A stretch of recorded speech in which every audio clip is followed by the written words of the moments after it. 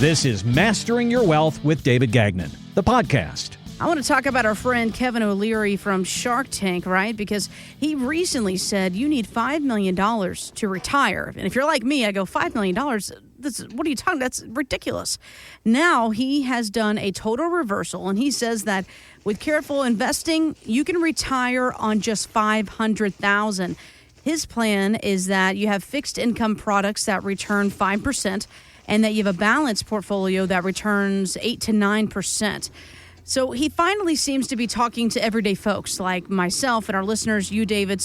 But does 8 to 9% return mean a level of market risk that our listeners would be comfortable with? I mean, 8 to 9%, that's kind of gutsy. Well, you don't have to take risks to get those kind of returns or payout rates, because the tools that we look at using, some of them, people aren't even familiar about some of these options that a lot of the wealthy people have access to, and the firms that they work with provide customized type income plans, which is what we do. We don't have to have somebody that's ultra wealthy to have access to these types of tools that our clients benefit from.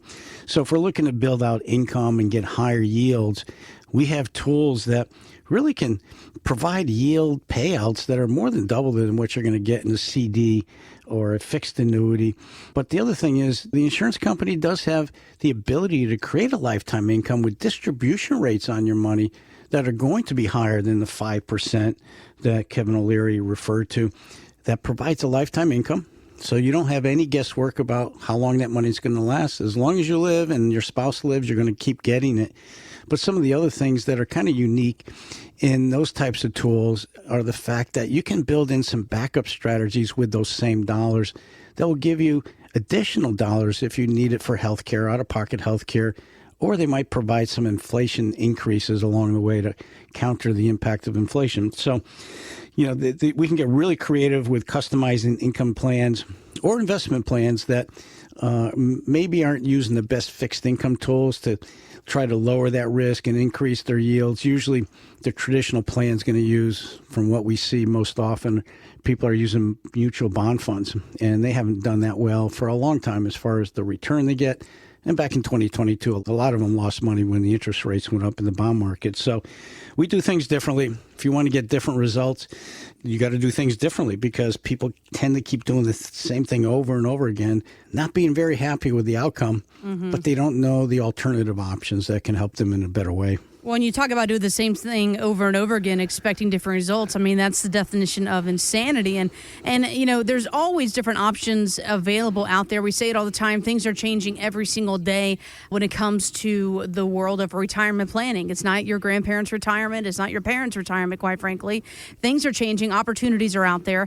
How you can capitalize on these opportunities, be it the market, be it high interest rates, you name it. There's different tools and strategies available for you. But something else I want to talk about here about Kevin O'Leary, where he says, you need $5 million to retire. And I know that number kind of stops people's hearts in a little bit there, because it's a big number.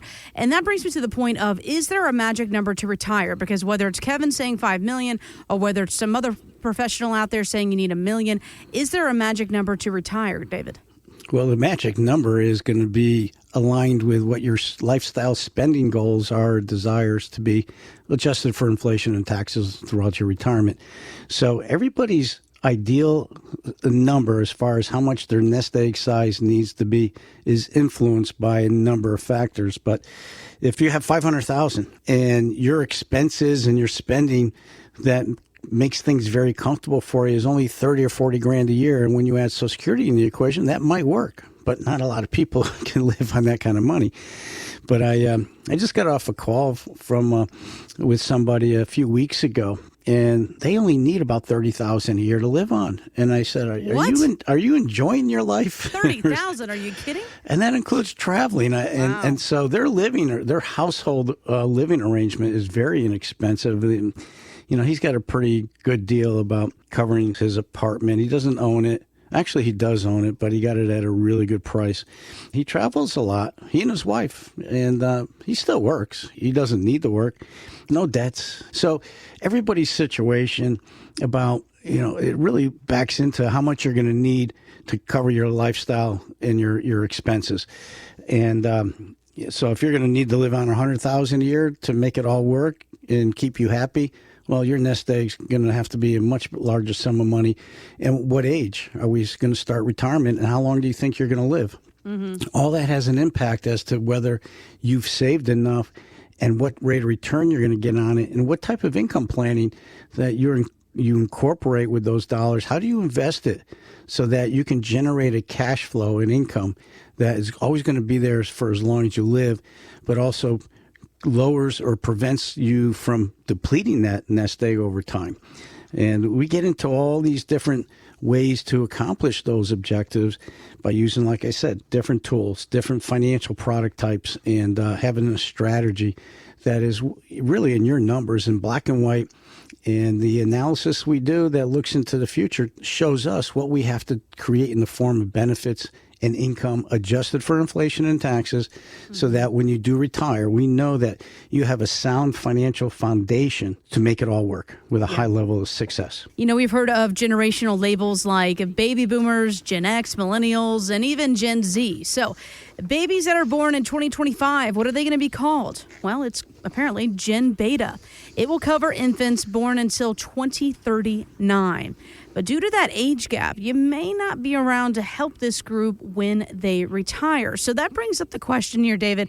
Do you have a succession plan in place to service clients when you decide to retire? We're looking at expanding out our team, especially over the next 2 years. And we're going to have a team that's going to continue on whether I'm here or not. And our clients will still get the same service, the same financial planning guidance, and my son's going to be a big part of that. So it's something that we're transitioning to, and it's something I want to make sure is in place. So if something does happen to me, my clients don't have to worry about a thing, and they know who they're going to be working with, and what their expertise is and what their planning philosophy is, just like I treated them, and they understood what my objectives were in helping them out. Some people in the industry are looking to just sell their business, and that's happening more and more, because some people just want to just walk away and let somebody else buy them out and move on. But you never know how that type of relationship might work with a brand new owner who hasn't had a chance to develop a rapport with your clients and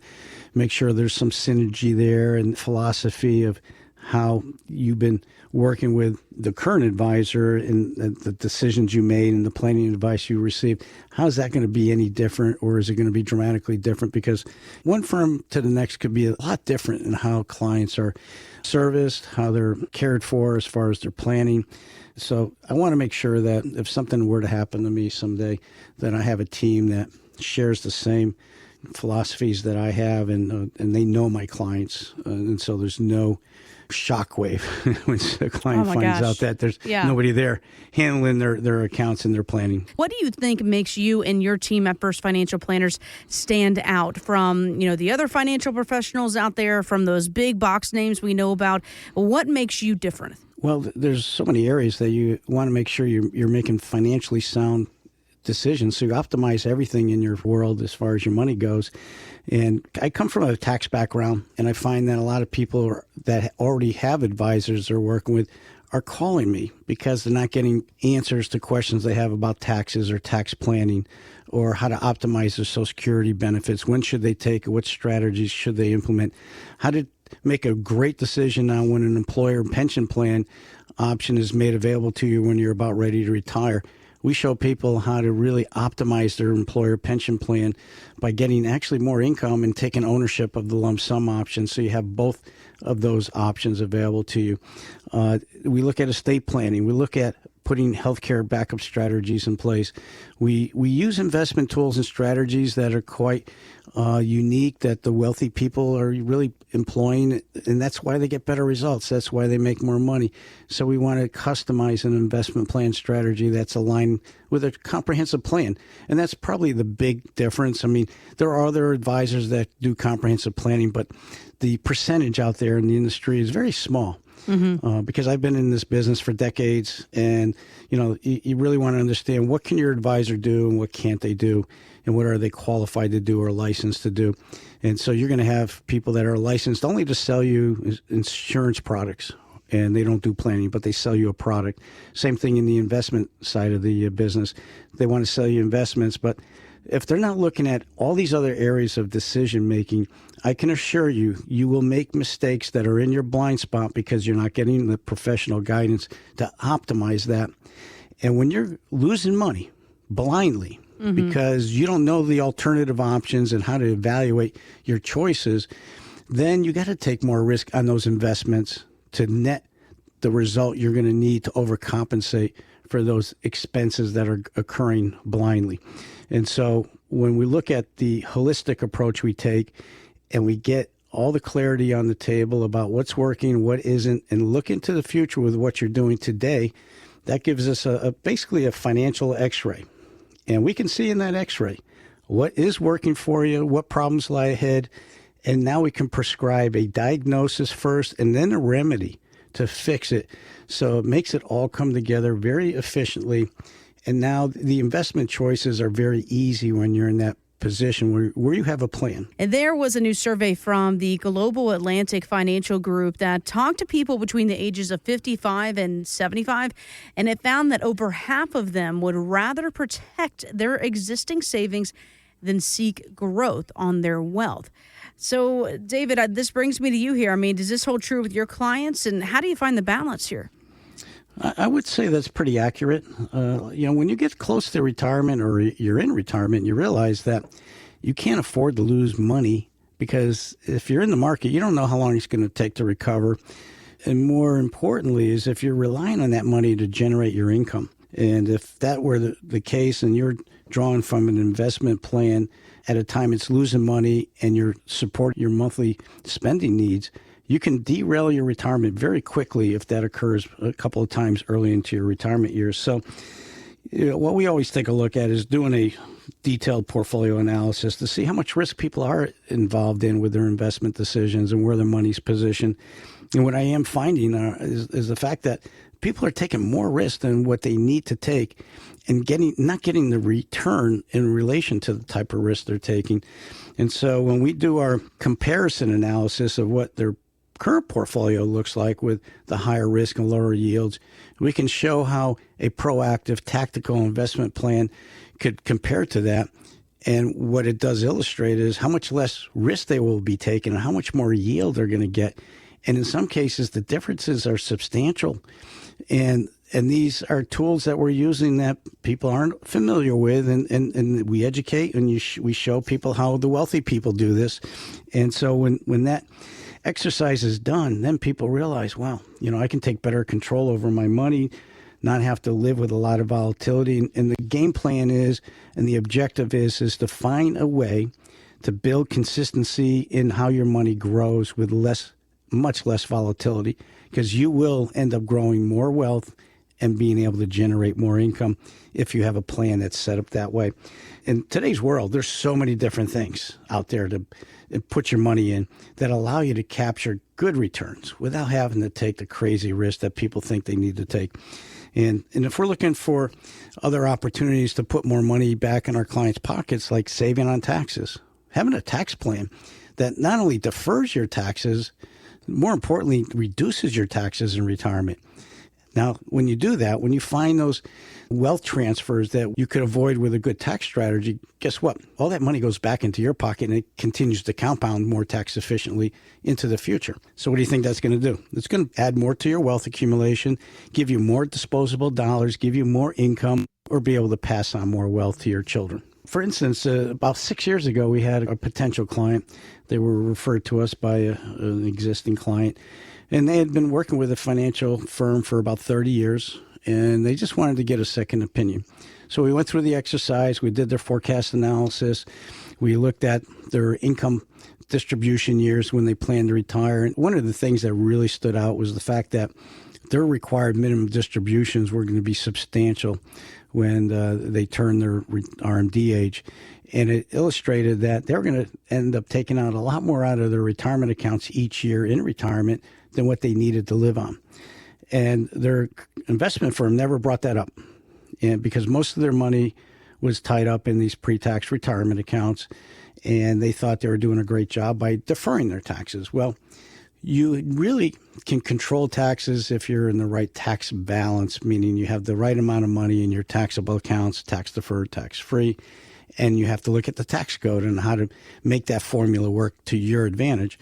And so we went through that discussion and an evaluation, and then he realized, boy, I'm in a bad way. But what we did do is we employed some Roth conversion alternative strategies. So before he retired, we were able to minimize or lower his RMDs in the future. But along the way, put the money that he converted into a tax-free area that would give him some guarantees to leave more money to his wife or kids, tax-free, a lot more, and have the elimination of the market risk that he was going to be able to benefit from and grow his money and still have the opportunity to receive market-type returns.